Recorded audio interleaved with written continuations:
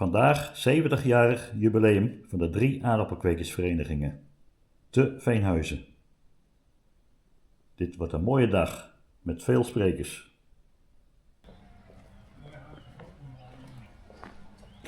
Het zijn over 24. Eigenlijk, dit is wat ik ga vertellen. Aantallen, hier is wel een monsterbeeld in de Topstraat. En wat ik nog aan en kracht hebben gedaan. Quote op 10 mei, geoogst op 17 september. Dus voor de kleinvelden hadden we 76 velden. Heel veel regen en 144 onderzoeken, 103 eerstejaars. Ik heb eerst een vraag aan de zaal. Wie is er al 70 jaar met de aardappels bezig?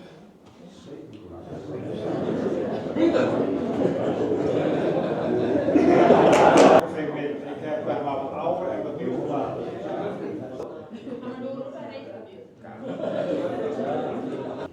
Nou, er werden dus 32 zaailingen ingeleverd. En het zijn 4 standaardrassen aan toegevoegd. Standaardrassen Kira, mijn eigen raas zit daartussen. En Armin, ook mijn eigen raas. Nou, 11 juli hadden we de groene rooing. En dan is de zomer klaar. En dan gaan we het even wegen, daarachteraan. En dan hebben we de nazet. Jan, van harte gefeliciteerd. En dan mag deze een jaar pronken op een schoorsteenmantel. Gaan proberen. Ja, 3 grondstoffen waar we in de vroegvallen kunnen aanleggen per jaar. We hebben een zandvoersveld en bij de familie gewoon redelijk stabiel tussen 150 en de 200, 210, 220.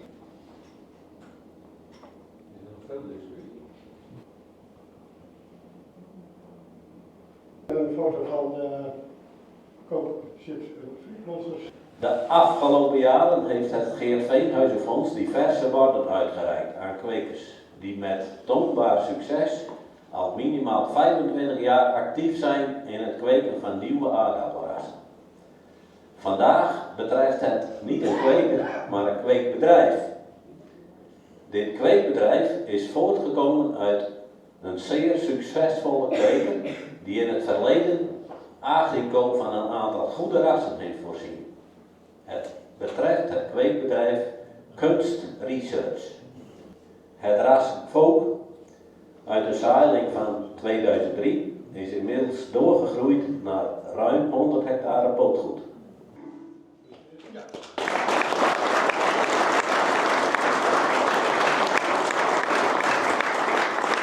Ik ben zeer vereerd om dit mooie bord te mogen ontvangen. Even mijn geboortejaar is 1961 en in dat jaar kreeg mijn vader zo'n bord.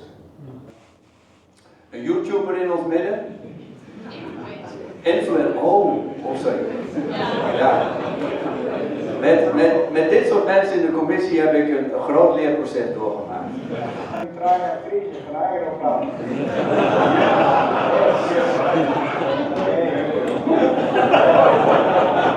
These skis, met die skis uit Slovenië.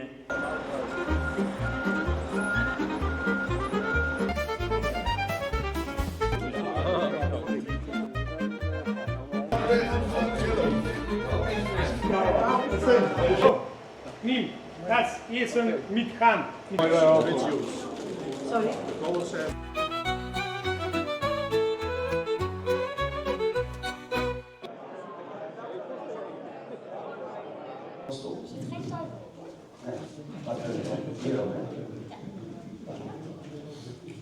We hebben vanochtend vergaderd en we hebben al heel veel jaren vergaderd. En er worden allerlei dingen besproken en daar is ook de pers bij. En sommige zijn al even geleden. En het sociale aspect komt daarbij kijken. In de wintermaanden hebben we de bezichtiging in nog steeds vrije kwekers. En ik wou dit even kwijt, want dat steekt mij al jaren dat wij geen goed cultuur- en gebruikswaardeonderzoek meer hebben. Veel mensen hebben een envelop gehad of moeten hem nog krijgen. Kijk eens rond. Moet je eens kijken, de collectiviteit, we kweken samen. En er zijn weer tienduizenden rassen uitgegeven. Ik had geen meerderheid. Die commissieleden wouden dat geheim houden. Dus ja, het is niet mijn schuld. Door de verzilting gaat de teelt van aardappelen in het Midden-Oosten verdwijnen. Eens groen, oneens rood. Ik ben ook aardappelkweker bij Agricole aangesloten. En ik ga wat vertellen over de resistentievereniging in groenten. En dat ga ik doen aan de hand van 2 gewassen, sla en tomaat. Bij Insta werken we alleen aan groentes. Nou wordt in een groot deel van de wereld aardappel als een groente beschouwd, maar dat doen wij dus niet. Dus aardappel hebben wij niet. Eerst even heel kort over Insta-zaden. Wat doen we? We zijn een familiebedrijf. We zitten inmiddels in de 3e generatie Mazareo, die nu onze CEO is. Internationaal gaan we over de hele wereld zitten we en wij ontwikkelen dus groenterassen. We produceren en verkopen deze zaden dan wereldwijd. De ruime meerderheid van onze gewassen zijn diploïd. Dat betekent dat we slechts 2 chromosomen per chromosoom hebben, 2 nummers, terwijl aardappel heeft er 4. Mijn naam is dus Peter Vos. Ik ben geboren in Dronten, mijn ouders zitten in de zaal hier rechts. Mijn vader heeft mij besmet met het kwekersvirus. Ik ga het wel wat hebben over klimaatverandering. We maken onze rassen weerbaar. Wat kunnen we doen in de praktijk om daar iets aan te kunnen doen? Dus dat is een behoorlijke uitdaging in de aardappelteelt. En je ziet hier een voorbeeld van een ras wat eigenlijk onder diezelfde omstandigheden het eigenlijk best wel heel goed doet. Ik zeg dat als je aan regeneratieve landbouw denkt, dat je daar echt wel een buffer hebt om bijvoorbeeld met water om te kunnen gaan. Wat is dan sluiten ze in het Engels. Maar wat is regeneratieve landbouw? Tegelgebiedveredeling zoals we nu kennen, 10 jaar tussen een kruising en het identificeren van een ras. Nou ja, daarna moet die nog in de markt gezet worden. Hybride veredeling, dat zou in theorie 5 jaar duren voordat je een ras maakt, een upgrade van het ras. We zijn nu midden hard bezig om dit systeem werkend te krijgen. Maar als het werkend is, dan is dat de theorie. En uiteindelijk heb je gene editing, waar je met een aanpassing van een mutatie aanbrengen in een bepaald gen een kleine aanpassing maken in een ras. En dat zou in theorie 3 jaar duren tussen de mutatie en het hebben van een nieuw ras. Het ziet er mooi uit als je alles mooi hebt berekend en alles ideaal. Maar als je het niet doet, haal je gewoon je droogtetolerante rassen eruit. Ga zo snel mogelijk naar warme klimaten. Zet ze dat proefveld wat ik net liet zien, die foto's uit het Oostblok, zo snel mogelijk daar neerzetten. En dan haal je je beste er snel uit. Dan heb je een hele strenge, een hele harde selectie, maar uiteindelijk komen er wel de rassen uit die. Er zijn een aantal strategieën hoe je dit kan doen. Ik kan zeggen... Mij was gevraagd om wat te vertellen over nieuwe veredelingstechnieken in de aardappel. En die is ongeveer 200 mensen groot, met allerlei onderzoekers, postdocs, PhD's, analisten. We hebben een heleboel goede faciliteiten. Nou, sowieso binnen de hele rug, dus daar mogen we ons gelukkig prijzen. En we werken samen met heel veel verschillende onderzoeksinstellingen en bedrijven over de hele wereld aan nogal wat verschillende gewassen. En onze ambitie daarin is dat we een significante bijdrage willen leveren aan veredelingsonderzoek. En dus wij veredelen niet echte rassen, alhoewel we af en toe wel een ras veredelen. Maar wij zijn vooral bezig met veredelingsonderzoek. En allerlei ontwikkelingen die daarbij kunnen helpen, die leiden tot betere, maar vooral ook stabielere opbrengst van allerlei gewassen van goede kwaliteit, onder verschillende klimaatcondities en ook nog eens een keer op een duurzame wijze. En daarbij is het van belang voor ons als veredelaars dat wij diversiteit gebruiken. Veredelen is altijd, zeg ik, het zoeken van, of het vinden van genetische variatie. En daarbij is diversiteit heel erg van belang.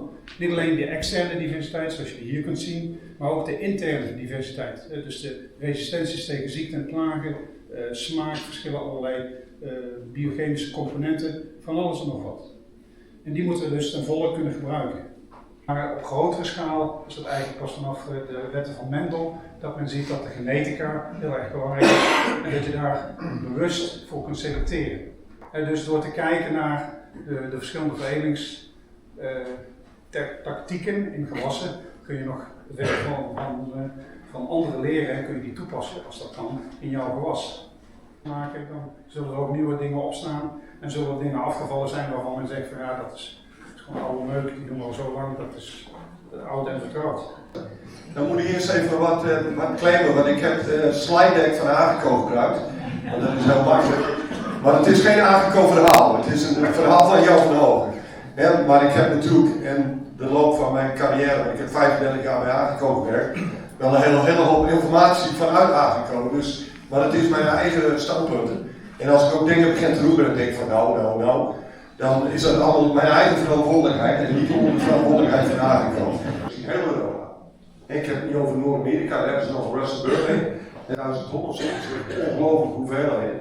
Daar gaan we heen. Legiosetta, als je kijkt naar tafelrassen, hoeveel tientallen. Hè? Wij hadden een afmaakbedrijf, 3 jaar geloof ik, die proeven hebben die gehad.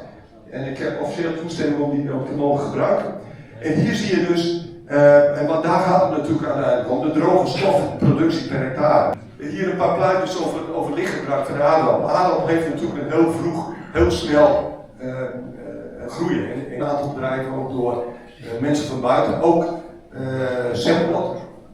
Opbrengst hangt dus heel erg af van de lengte van de groei. En wij denken dat diploïden ongeveer op tetraploïdniveau zouden kunnen komen, maar dat weten we niet zeker. Hier zie je maar weer, die aardappel, die gaat gewoon een hele korte groeiperiode. En daarom probeer je ook, en dat is een hele mooie natuurlijk, met drupirrigatie, om zo lang mogelijk dat gewas groen te halen. En die gaan verdwijnen, nee, rood is gaan verdwijnen, groen die blijven gewoon doorgaan.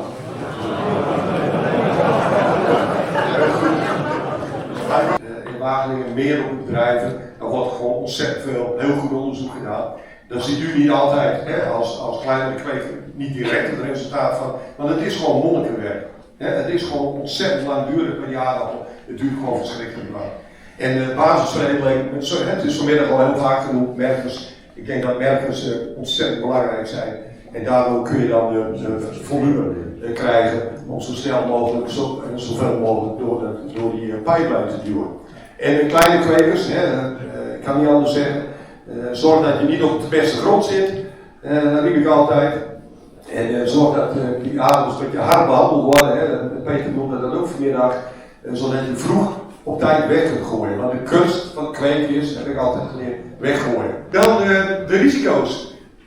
Dan komen die vrije rassen. Wat gaat er dan gebeuren? We hebben natuurlijk met de spoeddag gezien dat iedereen daarop duikt. Wegzetten op tijd. Iedereen kan pas beginnen op het moment dat een ras vrijkomt. Dus dat duurt nog even. Ja, misschien moet je geen eens meer afleveren het laatste jaar. Of hoe noemen we dat? Verbeteringen of andere zaken. Ja, is groen.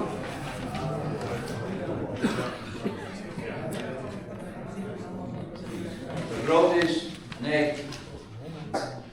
Eens is groen. Oneens is rood. Oneens is rood. De tweede keer meer groen gestemd is. Dus mensen hebben na vandaag weer meer vertrouwen gekregen in de toekomst. En dat is gewoon super positief. De tweede stelling is gewoon hartstikke gelijk gebleven. Dus daar zijn we het nog niet over eens geworden of er is geen aardverschuiving in geweest. Hoe maakt die verdeling dan? Ongeveer 85% heeft groen gestemd hier. Ja, oké.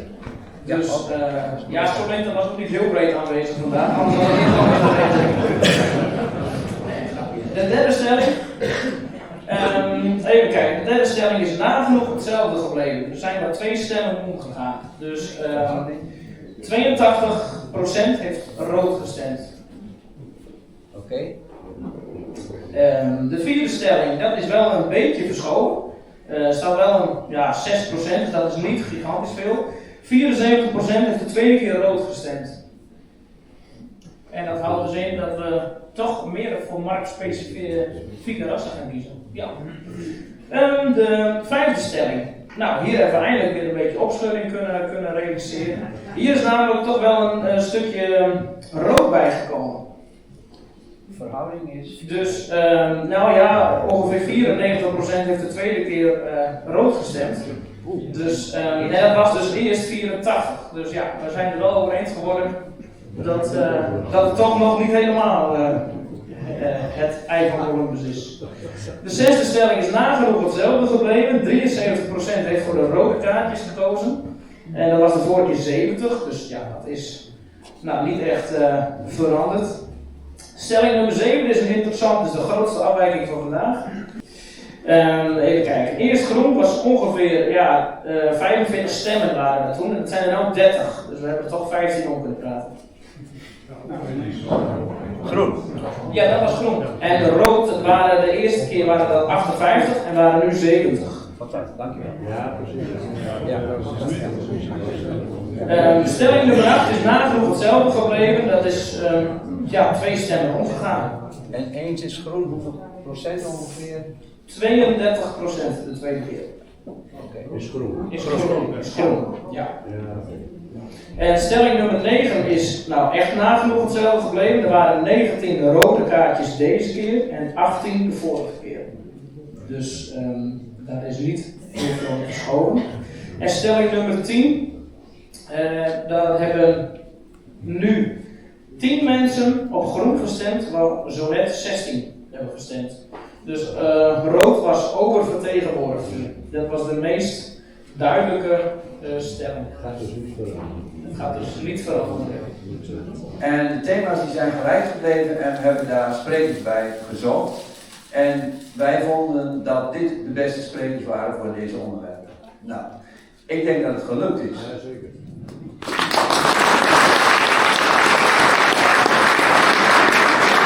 Jullie worden van die kant uit door de commissieleden bedankt voor je aanwezigheid, voor de ontzettende inzet en de hele mooie toespraken die je voorbereid hebt.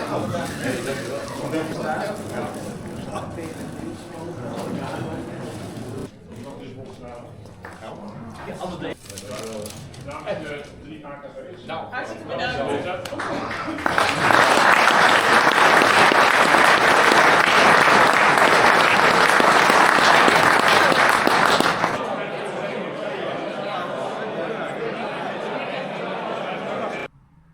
Het was een leerzame, een leuke dag. En we hebben ter herinnering nog een boekje meegekregen, wat speciaal gemaakt is voor deze gelegenheid. Kunnen we nog eens een en ander terugkijken.